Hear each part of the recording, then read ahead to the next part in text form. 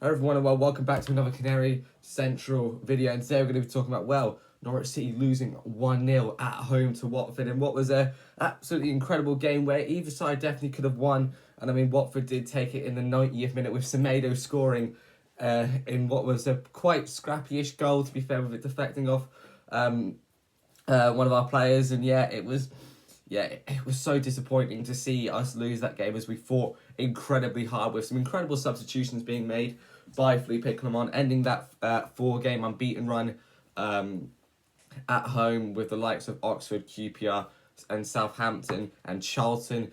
And it was very, very disappointing to watch us lose that game, especially. I mean, I think going to half-time, we thought we could probably get the 3 points out of this potentially, because obviously both sides really created incredible chances, especially in Watford was able to take the last biscuit at the end. So it was so disappointing for us to lose that game. And I think that's similar to how it was at Vicarage Road when we lost in dramatic fashion. We were 2-1 up and then lost 3-2. But I think we can easily build up from there. It's not the biggest loss in the world, but the points at this stage of the game certainly do matter, especially with the fact that Portsmouth won last night, which does leave that gap of 4 points between us and them. Whereas if we did win, it would have been only 1 point, and it shows how much a couple of points means in the Championship, especially. And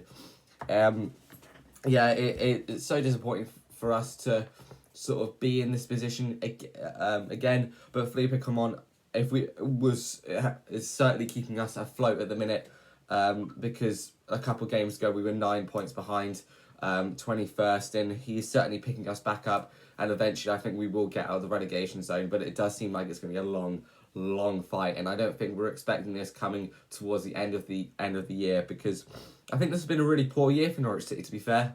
In a tenure that came a really short end for Johannes Torp, with just 2 games to spare up against Millwall, and then you had the likes of Jack Wilshere, who is actually doing pretty well at Luton at the minute, and we probably should have signed him instead of Liam Manning, who we did get, and that was absolutely poor.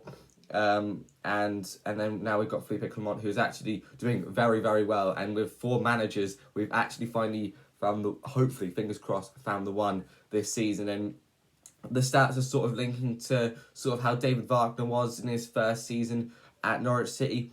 Hopefully we have similar, similar times as it was then, reaching the playoffs a few years back. And I think it all fell down under after Leeds, but we're thinking too far in the past, and we've got to focus on the here and now, because Josh Sargent obviously has come back for his first ever game after his concussion that he sustained at Sheffield United at Bramall Lane. And McCarm was on the bench, obviously due to a potential injury that happened a couple of days before the match, which I was pretty worried if he would be out for quite a while, but he did end up playing for the last couple 10 minutes ish. But Sargent's still sort of the same as he's been for the last couple of games now, where he hasn't gotten the service and he hasn't produced enough to produce the same standards as he was at the start of the season, which is what we were all expecting to sort of be roughly continuing by now. It's sort of like a Borja side when he was really in form around November, December time, and sort of slowly dipped. And with the ever likeliness of Sargent potentially going to the likes of West Ham, even though it does look like Vopotnik will go from Swansea to West Ham, it does seem that Sargent will be on the move, and it's potentially going to be Leeds United, even though that has been the talks for the last probably 2 years now. Anyway, there we are. Thank you very much for watching. Also, one thing, Tony Springett, he's class. I think he's so much better when he's not a right mid, a left back. Playing position, he has played absolute wonders, especially at Charlton. I should have mentioned it during the vlog, because he has been absolute wonders for us.